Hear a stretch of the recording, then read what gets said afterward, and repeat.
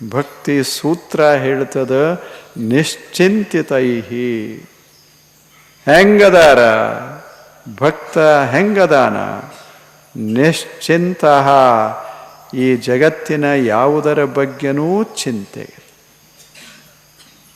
ಜಗತ್ತ ನಮ್ಮನ್ನು ಹರಿಸಿದರೂ ಸರಿ, ಜಗತ್ತ ನಮ್ಮನ್ನು ದೂರೀಕರಿಸಿದರೂ ಸರಿ, ಆತ ನಿಶ್ಚಿಂತ. ಆತನ ಹೃದಯದಲ್ಲಿ ಯಾವ ವಿಷಯಗಳ ಬಗೆಗೂ ಚಿಂತೆ, ಯಾವುದರ ಬಗೆ. ಬದುಕಿನಲ್ಲಿ ಬದುಕದೆ, ಆದರೆ ನಿಶ್ಚಿಂತ.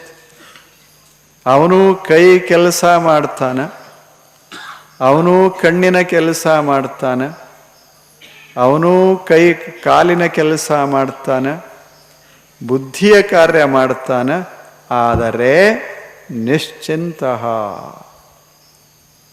ಯಾವ ಅಪೇಕ್ಷೆನೂ ಇಲ್ಲ, ಭೂತ ಇಲ್ಲ, ಭವಿಷ್ಯದ ಕನಸಿಲ್ಲ, ಭೂತದ ನೆನಹ ಇಲ್ಲ, ನಂದು ಹೀಗಿತ್ತು ಅಂತ ಹಿಂದಿನ ನೆನಹ ಇಲ್ಲ, ಹೀಗೆ ಆಗಬೇಕು ಅನ್ನುವ ಭವಿಷ್ಯದ ಕನಸ ಇಲ್ಲ. ಆತ ನಿಶ್ಚಿಂತ. ಸುಂದರ ಸುಂದರ ಕಾರ್ಯಗಳನ್ನು ಮಾಡ್ತಾನೆ, ಅದ್ಭುತವಾದ ಮಾತುಗಳನ್ನು ಆಡ್ತಾನೆ, ಮಧುರ ಮಧುರ. ಆ ಬಳಿಕ ಒಳ್ಳೆಯ ಯೋಚನೆಗಳನ್ನು ಹರುತ್ತಾನೆ, ಆದರೆ ನಿಶ್ಚಿಂತ. ಅವು ಫಲ ಕೊಡಬಹುದು, ಕೊಡದೇ ಇರಬಹುದು. ನೋಡಬೇಕು. ಸುಮ್ಮನೆ ಬೀಜ ಊರ್ಕೋತ ಹೋಗೋದು ಈ ಜಗತ್ತಿನಲ್ಲಿ. ಫ್ರಾನ್ಸ್ ದೇಶದೊಳಗೆ ಒಬ್ಬ ಹಳ್ಳಿ ಮನುಷ್ಯ, ಆತ ದನ ಕಾಯೋ ಕುರುಬ. ಈಗ ಕೆಲ ದಶಕಗಳ ಹಿಂದೆ ನಡೆದ ಘಟನಾ ಇದು.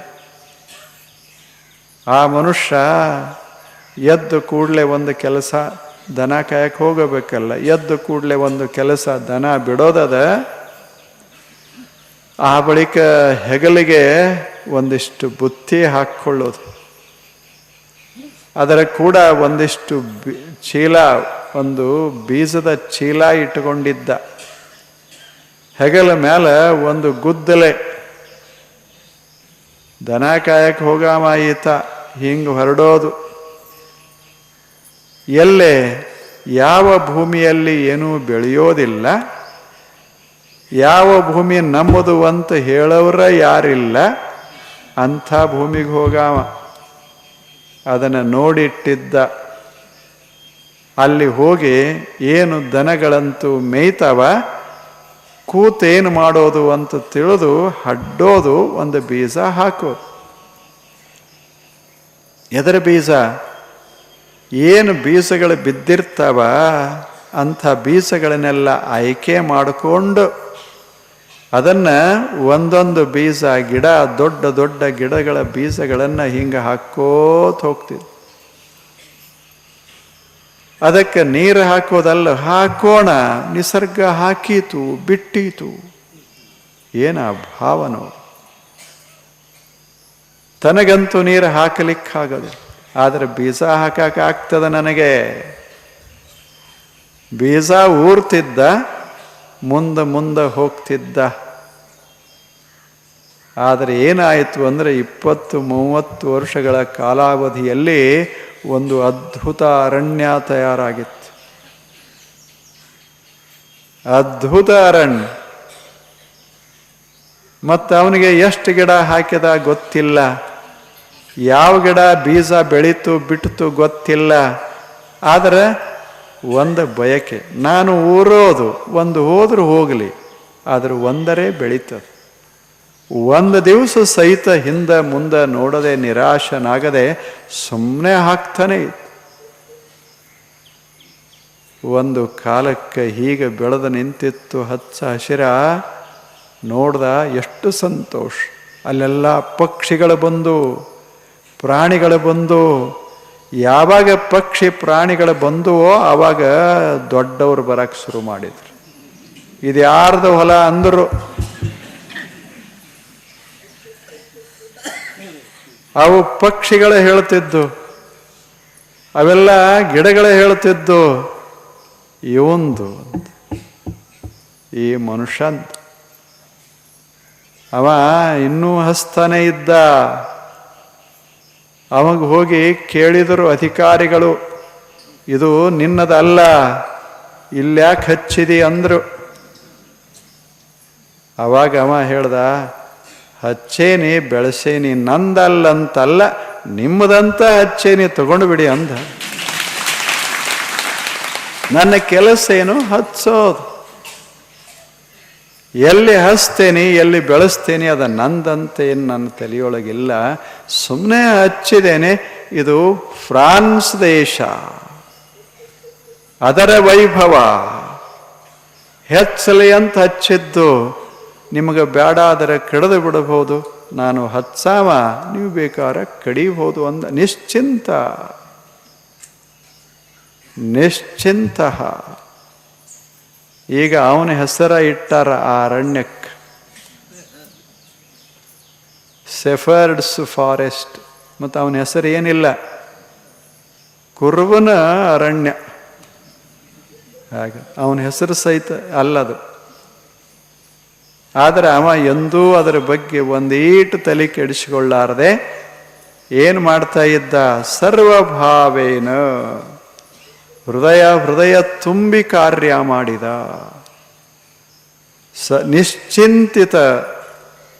ನಿಶ್ಚಿಂತನಾಗಿ ಕೆಲಸ ಮಾಡಿದ. ಹಾಗ ಭಕ್ತ ನಿಶ್ಚಿಂತ. ದೇವರು ಕೊಡ್ತಾನ, ಬಿಡ್ತಾನ, ಆಗ್ತದ, ಹೋಗ್ತದ, ಏನು ತಲೆಯಾಗ ಯಾವ ಭಾವನೆಗಳಿಲ್ಲ. ನೀರದ ಎದೆಯಾಗ ಹರಿತದ, ಭಾವದ ಎದೆಯೊಳಗ ಹರಿತದ. ಹರಿಯೋದಷ್ಟೇ. ಹಾಗೆ ನಾವು ಜಗತ್ತಿನಲ್ಲಿ ಕೆಲಸ ಮಾಡೋದಷ್ಟೇ. ಈಗದಲ್ಲ, ನೀವೆಲ್ಲ ಬಂದಿರಿ. ಬಹಳ ಜನ ಅಂತಾರ, ನೀವು ಸುಮ್ಮನೆ ಯಾಕೆ ಹೇಳ್ತೀರಿ ಅಂತ. ಅದೇನು ಉಪಯೋಗ ಆಗ್ತದೆ? ಎಲ್ಲ ಇಲ್ಲೇ ಚೆಲ್ಲಿ ಹೋಗ್ತಾರ ಅಂತ ಬಹಳ ಜನ ಹೇಳ್ತಾರ. ಅವ್ರಿಗೆ ಗೊತ್ತಿಲ್ಲ, ಒಂದು ತಾಸು ಆನಂದ ಪಡ್ತೇವಿ ಅನ್ನೋದು ಬೇಕು. ಮುಂದಿನ ಕ್ಷಣದ ಪ್ರಶ್ನೆ ಅಲ್ಲ, ಈ ಕ್ಷಣ ಸಂತೋಷವಾಗಿ ಅದೇ ಬಲ್ಲ. ಹೇಳೋದು ಕೇಳೋದು ಮಹತ್ವದ್ದಲ್ಲ, ನಿಸರ್ಗದ ಮಧ್ಯ 4 ಕ್ಷಣ ಕಳೆಯೋದು. ಇದು ದೇವಾಲಯ, ಇದು ಹಸಿರು ದೇವಾಲಯ.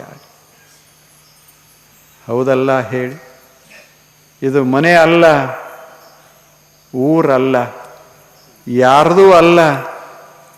ಅಲ್ಲಿ ತಣ್ಣಗೆ 4 ಕ್ಷಣ ಕೂತು ಆನಂದ ಪಡ್ತೇವಲ್ಲ ಈ ಹಸರದಾಗ, ಬೆಳಗಿನ ತಂಪಿನಾಗ, ಸ್ವಲ್ಪ ಅಷ್ಟು ಇಷ್ಟು ಕಿರಣದಾಗ ಏನು ಆನಂದ ಪಡ್ತೇವಿ. ಸಾಕಲ್ಲ ಇಷ್ಟು, ಮುಂದೇನು ಯಾಕಾಗೋಲ್ದ್ಯಾಕೆ? ಇದು ಬಹಳ ಮಹತ್ವದ್ದು. ಅದಕ್ಕೆ ನಿಶ್ಚಿಂತ, ತಲೆ ಕೆಡಿಸ್ಕೋಬಾರ್ದು. ನಾ ಇಷ್ಟೆಲ್ಲ ಮಾಡದೆ ಮುಂದೆ ಮಕ್ಕಳು ಏನು ಮಾಡ್ತಾವಂತ ತಲೆ ಕೆಡಿಸ್ಕೋಬಾರ್ದು. ಏನರೇ ಮಾಡೋಲ್ರಿ, ಯಾಕೆ ಮುಗೀತು ನಮ್ಮದು ಅಂದಾಗ ಸುಮ್ಮನೆ ಬಿಟ್ಟು ಬಿಡೋದು. ಏನು ಮುಂದೆ ಯಾರ್ಯಾರು ಬರ್ತಾರ ಅವ್ರದ್ದೆಲ್ಲ ಚಿಂತೆ ಹಚ್ಕೊಂಡ್ರೆ ಗತಿ ಏನು? ಹುಡುಗರೇನ ಚಲೋ ಅದಾವ, ಮೊಮ್ಮಕ್ಕಳು ಚಲೋ ಇಲ್ಲ ಅಂದ್ರೆ ಇದೆಲ್ಲ ಹಚ್ಕೋತಾವ. ಹ್ಯಾಂಗ್ಯಾಕೆ ಆಗೋಲ್ರಕ? ಅವ್ರ ದಾರಿ ಅವ್ರಿಗೆ, ನಮ್ಮ ದಾರಿ ಚಲೋ ಇರಬೇಕಷ್ಟೆ. ಅವ್ರ ದಾರಿ ತಿದ್ದಾಕ ಹೋಗಿ ನಮ್ಮದು ತಪ್ಪಬಾರದು. ನಮ್ಮ ಹಂಗೆ ಭಾಳ ಆಗ್ತಾವ. ಕುಡುಕರನ್ನ ಬಿಡ್ಸಾಕ ಹೋಗಿ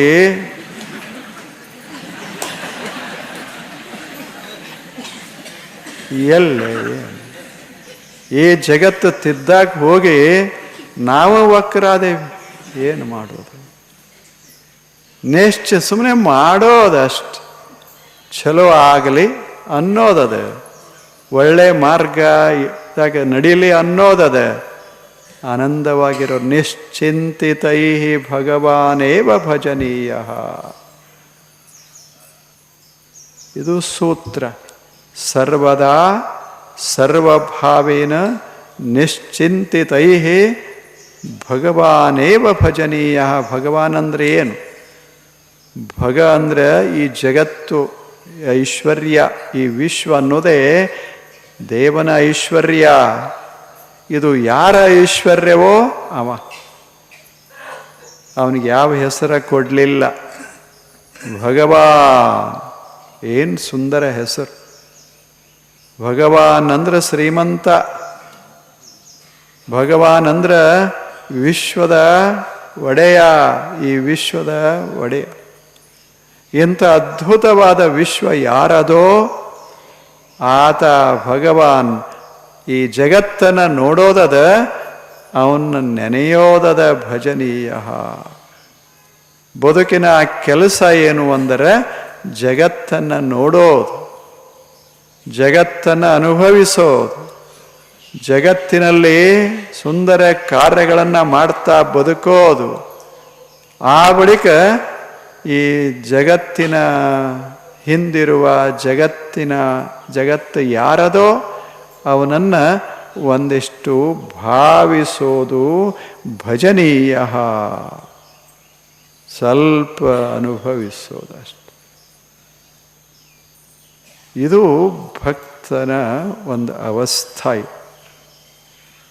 ಮನಸ್ಸನ್ನು ಸ್ವಚ್ಛ ಮಾಡೋದು ಒಂದು, ಆ ಬಳಿಕ ಭಾವ ಹೀಗೆ ಆಗೋದು, ಇದು ಎರಡು. ಚಲೋ ಇಲ್ಲ? ಎಷ್ಟು ಚಲೋ ಅದ. Have you not heard the silent steps? He comes and ever comes. ಎಷ್ಟು ಚಲೋ. ಯಾವಾಗ ಬರ್ತಾನ. ಯಾವಾಗ ಹಗಲು ಬರ್ಬೋದು, ರಾತ್ರಿ ಬರ್ಬೋದು. ಯಾವಾಗ ಬರ್ತಾನ? Every day and every night, every moment and every age he comes. ಹಿಂದೆ ಬರ್ತಿದ್ದ, ಹಿಂದೆ ಬರುವುದಲ್ಲ ಅಂತಲ್ಲ. ಅವಾಗೂ ಬರ್ತಾನೆ ಇದ್ದ, ಇಂದೂ ಬರ್ತಾನೆ ಅದಾನ, ಯಾವಾಗಲೂ ಬರ್ತಾನೆ ಅದಾನ. ಸೂರ್ಯ ಕಣ್ಣು ತೆರೆದಿಲ್ಲ, ಹೊರಗೆ ಬಂದಿಲ್ಲ, ಅಷ್ಟೆ. ಬರ್ತಾನೆ ಅದಾನ. ಕೇಳಿಸೋದಿಲ್ಲೇನು ನಿನಗೆ? ನೀನು ಬದುಕ್ತಿಯಲ್ಲ, ಸುಂದರ ಹಾಡುಗಳನ್ನು ಹಾಡು. ಆ ಹಾಡುಗಳೇ ಹೇಳ್ತಾವ ಅವ ಬರ್ತಾನ. ಒಳ್ಳೆಯ ಕಾರ್ಯಗಳನ್ನು ಮಾಡು, ಆ ಕಾರ್ಯಗಳೇ ಹೇಳ್ತಾವ ಅವ ಬರ್ತಾನ. ಈಗ ನೀನೊಂದಿಷ್ಟು ಒಕ್ಕಲಿಗನಾಗಿ ಹಿಂಗೆ ಒಂದಿಷ್ಟು ಬೀಜ ಊರಿ ಹೋಗು, ಅವ ಹೆಂಗೆ ಬರ್ತಾನ?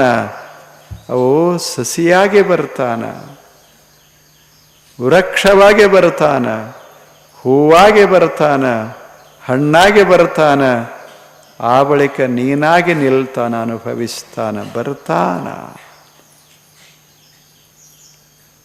ಬ್ಯಾಸಿಯಾಗಿ ಬರ್ತಾನ. ಅವ್ರು ಹೇಳೋ ರೀತಿ ಎಷ್ಟು ಚಂದದ. ಬ್ಯಾಸಿಯಾಗಿ ಬರ್ತಾನ, ಮಳೆಗಾಲದಾಗ ಬರ್ತಾನ, ಚಳಿಗಾಲದಾಗ ಬರ್ತಾನ, ಚಳ್ಯಾಗನೇ ಬರ್ತಾನ, ಮಳ್ಯಾಗನೇ ಬರ್ತಾನ, ತೋಚ್ಕೊಂಡೇ ಬರ್ತಾನ, ಬಿಸಿಲಾಗ ಹಾಗೆ ನಡ್ಕೊಂಡೇ ಬರ್ತಾನ. ಮನುಷ್ಯನೇ ಅದೇನು ಬರ್ತಾನ, ಅದರದ್ದು ಶಬ್ದದ ಅಲ್ಲ, ಆ ಪಾದ ಶಬ್ದ ಕೇಳಿಸಬೇಕಾಗಿತ್ತು ಅಂದ್ರೆ ನಿನ್ನ ಮನಸ್ಸು ಒಂದಿಷ್ಟು ಮೌನ ಮಧುರ ಇಷ್ಟು ಮಾಡು, ಬರ್ತಾನ. ಅದನ್ನೇ ಅಕ್ಕಮಾದೇವಿ ಯಾವಾಗರೇ ಬಾ, ನಾನಂತೂ ಹಂದ್ರ ಹಾಕಿಬಿಟ್ಟೆ. ಅದು ಹಸಿ ಹಂದ್ರ ಗೊತ್ತದೇ ಇಲ್ಲ, ಅದ್ರ ಮ್ಯಾಗ ಕುಂಡಿರ್ತಾರಲ್ಲ ಮಣಿ, ಅದು ಅವ್ರಿಗೆ ಹಾಕಿದ ಹಂದ್ರ ಅಂದ್ರೆ ಭಾರಿ ಹಂದ್ರ. ಅದು ಉಳಿದ ಹಂದ್ರಗಳೇ ಬ್ಯಾರೆ, ಆ ಹಂದ್ರ ಬ್ಯಾರೆ. ಅವಾಗಿನ ಕಾಲಕ್ಕೆ ಹಂದ್ರ ಅಂದ್ರೆ ಏನು? ಹಿಂಗೆ ಹಣ ಪಣ ಕೊಟ್ಟು ಹಂದ್ರ ಹಾಕಿದ್ದಿಲ್ಲ. ಗಿಡದ ತಪ್ಪಲ ತಂದು ಹಿಂಗೆ ಹರಿವಿದ್ರೆ ಅದರಂಥ ಹಂದ್ರನೇ ಇಲ್ಲ ಜಗತ್ನ್ಯಾಗ. ನಮ್ಮ ಬರೇ ರೊಕ್ಕದ ಹಂದ್ರದ. ಎಷ್ಟು ಖರ್ಚು ಬತ್ ಅನ್ನೋದ ಶುರುವಾಗ್ತದೆ ವಿನಃ ಹಂದ್ರ ಕಡೆ ಲಕ್ಷ್ಯ ಯಾರ್ದಿರೋದು. ಹಂದ್ರದು ಸುಮ್ಮನೆ ಮನೆ ಮುಂದೆ ಹಂದ್ರ, ಎಲ್ಲರೇ ಯಾವುದೋ ಇದ್ರಾಗ ಸಭಾಗೃಹದಾಗ ಹಂದ್ರ ಮಾಡಿ ಲಗ್ನ ಮಾಡ್ಕೋತಿದ್ದಿಲ್ಲ, ಮನೆ ಮುಂದೆ ಇವ್ರ ಮನೆ ಲಗ್ನ ಅಲ್ಲಿ ಯಾಕೆ ಅಂತ. ಎಲ್ಲಿ ಈಗ ಹಂಗೇನಿಲ್ಲ, ಯಾರೋ ಕಟ್ಸಿರ್ತಾರೆ, ಅಲ್ಲಿ ಯಾರ್ಯಾರೋ ಮಾಡ್ಕೊಂಡು ಹೋಗಿರ್ತಾರೆ, ಅದರಾಗ ಇವೊಬ್ಬ ಮಾಡ್ಕೊಂಡು ಹೋಗ್ತಾನೆ, 10ರಾಗ 11, ಅದ್ರಾಗ ಏನಾಗ್ತದೆ. ಮೊದಲ ಹಂಗಲ್ಲ, ಒಂದು ಇಟ ಮನೆ ಇದ್ದರೂ ಅದರ ಮುಂದೆ ಒಂದಿಷ್ಟು ಹಾಕಿ, ಅದರ ಕೆಳಗೆ ಒಂದು ಮಣಿ ಇಟ್ಟು, ಅದರ ಹಸಿಮಣಿ ಅದರ ಮ್ಯಾಲೆ ಒಂದಿಷ್ಟು ಹಂದ್ರ ಹಾಕಿ, ಅಲ್ಲಿ ಇಬ್ಬರು ಕೂತರು ಅಂದರೆ ದೇವರು ಒಗಿಬೇಕು ಅಕ್ಷತ, ಹಂಗದ.